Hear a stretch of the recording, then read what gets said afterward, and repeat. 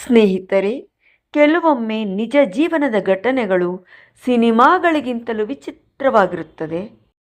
ಇಂದು ನಾನು ಹೇಳಲಿರುವ ಕತೆ ಅಂಥದೇ ಒಂದು ನೈಜ ಘಟನೆ. ಒಂದು ವಿಮಾನ, 239 ಜನರು, ಒಂದು ಸಾಮಾನ್ಯ ರಾತ್ರಿ ಮತ್ತು ನಂತರ ಇಂದಿಗೂ ಉತ್ತರ ಸಿಗದ ರಹಸ್ಯ.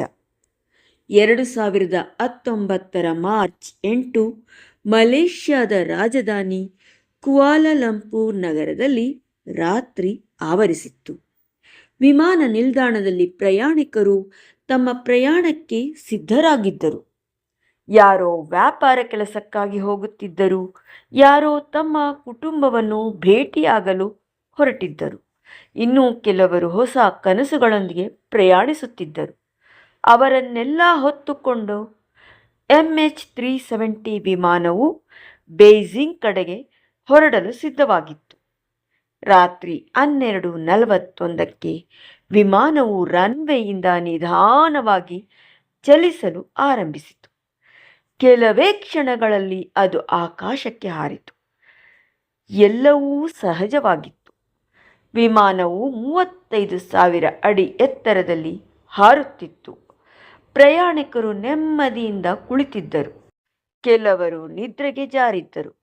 ಯಾರಿಗೂ ತಿಳಿದಿರಲಿಲ್ಲ ಇನ್ನೇನು ಕೆಲವೇ ನಿಮಿಷಗಳಲ್ಲಿ ಇತಿಹಾಸದ ಅತಿ ದೊಡ್ಡ ರಹಸ್ಯ ಆರಂಭವಾಗಲಿದೆ ಎಂದು.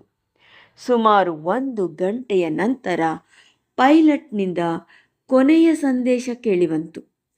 Good night ಮಲೇಷ್ಯನ್ 370.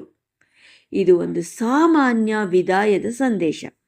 ಆದರೆ ಯಾರಿಗೂ ಗೊತ್ತಿರಲಿಲ್ಲ ಇದೇ MH370 ಇಂದ ಜಗತ್ತು ಕೇಳಲಿರುವ ಕೊನೆಯ ಮಾತು ಎಂದು. ಕೆಲವೇ ಕ್ಷಣಗಳ ನಂತರ ವಿಚಿತ್ರ ಸಂಗತಿ ನಡೆಯಿತು. ವಿಮಾನದ ಟ್ರಾನ್ಸ್ಪಾಂಡರ್ ಕಾರ್ಯನಿರ್ವಹಿಸುವುದನ್ನು ನಿಲ್ಲಿಸಿತು. ರೇಡಾರ್ ವಿಮಾನವನ್ನು ಹುಡುಕಿತು, ಆದರೆ ಏನೂ ಕಾಣಲಿಲ್ಲ. ವಿಮಾನವು ಕತ್ತಲೆಯ ಆಕಾಶದಲ್ಲಿ ಕರಗಿ ಹೋದಂತೆ ಮಾಯವಾಗಿತ್ತು. ವಿಮಾನ ಸಂಚಾರ ನಿಯಂತ್ರಕರು ಮತ್ತೆ ಮತ್ತೆ ಕರೆ ಮಾಡಿದರು. ಯಾವುದೇ ಉತ್ತರ ಬರಲಿಲ್ಲ. ಮೊದಲಿಗೆ ಎಲ್ಲರೂ ಇದು ಸಣ್ಣ ತಾಂತ್ರಿಕ ಸಮಸ್ಯೆ ಎಂದುಕೊಂಡರು. ಆದರೆ ನಿಮಿಷಗಳು ಗಂಟೆಗಳಾದವು, ಗಂಟೆಗಳು ದಿನಗಳಾದವು. ಆದರೂ ವಿಮಾನದ ಸುಳಿವು ಸಿಗಲಿಲ್ಲ. ಇದೀಗ ಜಗತ್ತಿನ ಗಮನವೆಲ್ಲ MH370 ಕಡೆ ತಿರುಗಿತ್ತು. ನಂತರ ಸೈನಿಕ ರೇಡಾರ್ಗಳ ಮಾಹಿತಿಯನ್ನು ಪರಿಶೀಲಿಸಿದಾಗ ಇನ್ನೂ ವಿಚಿತ್ರ ಸಂಗತಿ ಗೊತ್ತಾಯಿತು. ಸಂಪರ್ಕ ಕಡಿತವಾದ ನಂತರ ವಿಮಾನವು ತನ್ನ ಮೂಲ ಮಾರ್ಗವನ್ನು ಬಿಟ್ಟು ಹಿಂದಕ್ಕೆ ತಿರುಗಿತ್ತು. ಅದು ನೇರವಾಗಿ ಬೀಜಿಂಗ್ಗೆ ಹೋಗಲಿಲ್ಲ, ಬದಲಾಗಿ ಬೇರೆ ದಿಕ್ಕಿನಲ್ಲಿ ಹಾರಿತ್ತು.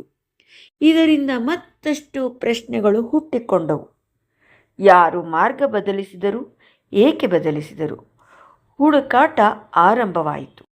ಹಡಗುಗಳು ಸಮುದ್ರಕ್ಕೆ ಇಳಿದವು, ವಿಮಾನಗಳು ಆಕಾಶದಲ್ಲಿ ಹುಡುಕಿದವು, ಉಪಗ್ರಹಗಳು ಮಾಹಿತಿಯನ್ನು ಪರಿಶೀಲಿಸಿದವು. ಅನೇಕ ದೇಶಗಳು ಸೇರಿ ಇತಿಹಾಸದಲ್ಲಿ ಅತಿ ದೊಡ್ಡ ಹುಡುಕಾಟ ಕಾರ್ಯಾಚರಣೆಯನ್ನು ನಡೆಸಿದವು.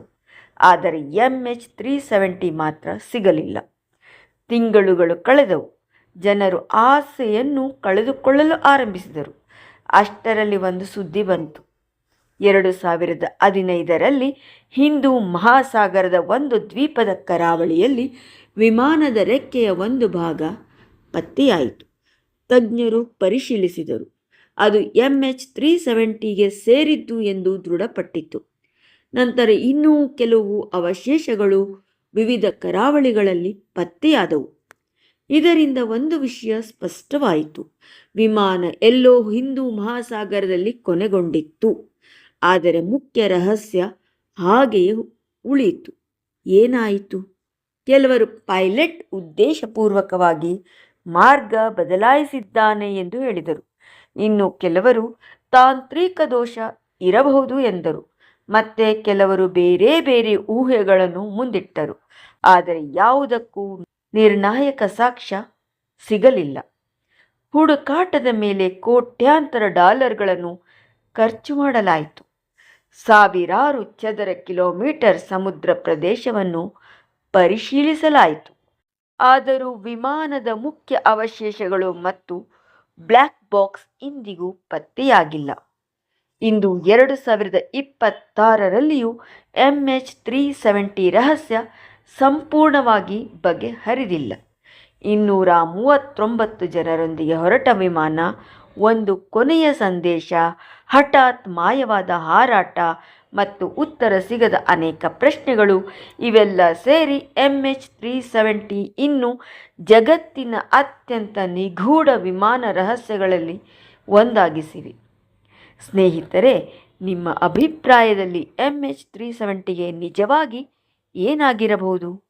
ತಾಂತ್ರಿಕ ದೋಷವೇ, ಮಾನವನ ತಪ್ಪೇ, ಅಥವಾ ಇನ್ನೇನಾದರೂ? ನಿಮ್ಮ ಅಭಿಪ್ರಾಯವನ್ನು ಕಮೆಂಟ್ ರೂಪದಲ್ಲಿ ತಿಳಿಸಿ.